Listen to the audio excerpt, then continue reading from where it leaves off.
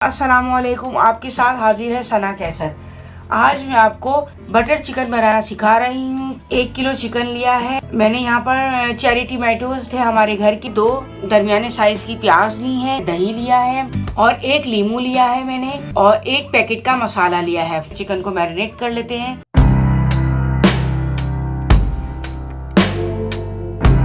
जो टमाटर और प्याज थे, हम आधा कप पानी लेंगे और उसको बॉईल कर लेंगे कि ये सॉफ्ट हो जाए।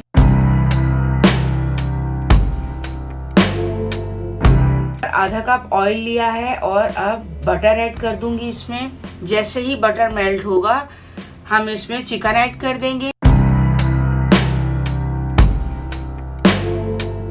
ये देखिए अच्छी तरह भुन चुका है और आपने देखा होगा कि इसमें ऑयल ऊपर आ गया है। अब मैंने इसमें क्रीम ऐड कर दी है। उम्मीद है मेरी रेसिपी आपको पसंद आई होगी। मेरी रेसिपी आपको पसंद आई है तो प्लीज़ मेरे चैनल को लाइक, शेयर और सब्सक्राइब कीजिए। मिलते हैं नेक्स्ट रेसिपी के साथ। अल्लाह हाफिज़।